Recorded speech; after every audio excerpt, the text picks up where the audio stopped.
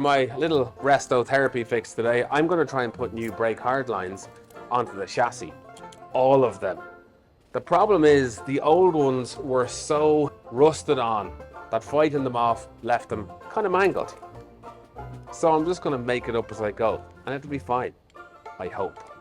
Unlike the 2 or 3 attempts I've already made and gotten wrong. Righto!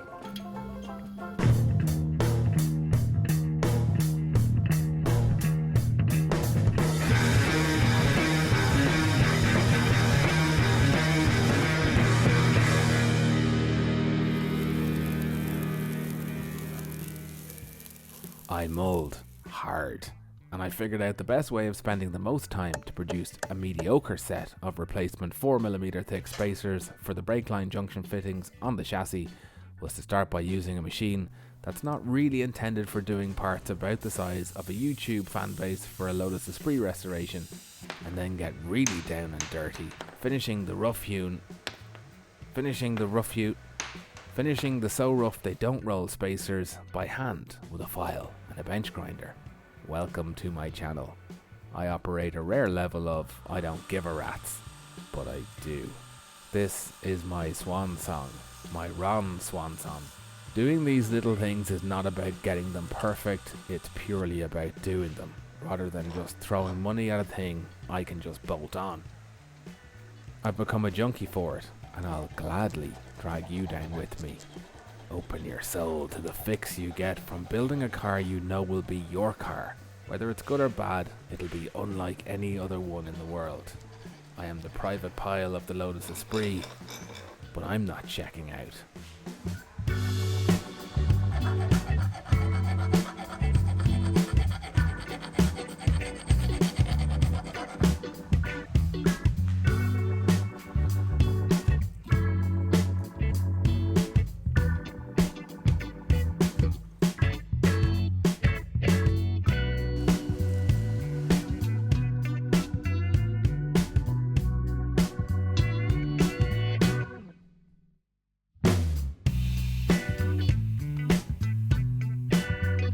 This is a dissimilar metal corrosion prevention gel.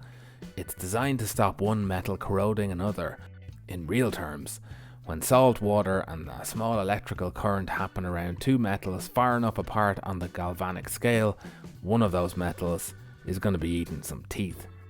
The gel is something I picked up sailing. It's super thick and sticky and insulates the surfaces it's applied to from contact and moisture ingress. Now, I should be using it in between the stainless and brass as well as in between the stainless and mild steel, but I'm toying with using some fibre washers here too. Jury's out for now, but either way I'm not just slapping new stainless fasteners wherever possible without insulating them from causing corrosion.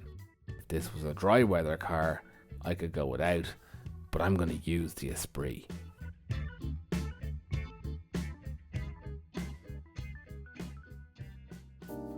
This is a big box of brake treats I got from Automech, the outfit that'll send you pre-made brake hardline sets for your car in that green and yellow box we all know and love. And I could have had a set sent out, even the small batch early Lotus Esprit features on Automech's extensive list of cars, but remember, the DIY monkey on my back. I gotta do this all myself, so when I end up in a ditch I can be proud and accountable at the same time. Anyway, I didn't just get the hardware, I got the tools to do the job right too. First up is a very cool brake line straightener.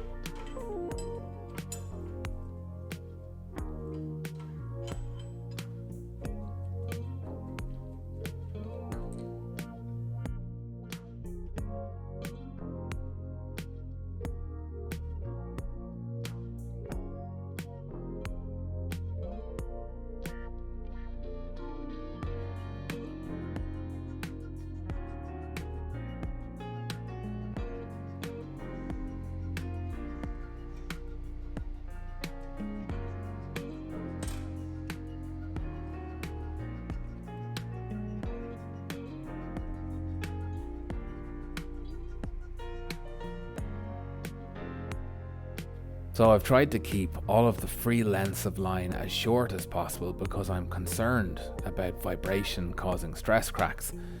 The little rubber line holder is just something I had lying around, and I'm wondering about getting some of those special cable ties that have the little brake line cradles built in, just to secure everything. You saw the line flaring tool, and a beast of a thing it is too, but what I haven't shown you yet is the lovely little bending tool I used. It's really just kind of a pliers with a pair of radiused guides, and more than anything, it saves your fingers if you've been bending brake lines by hand. I found you can still overbend a line and start to flatten the wall, but this tool makes it much more controlled and a consistent process. I used the remains of the old soft brake hoses just to locate the new Cupro nickel hard lines.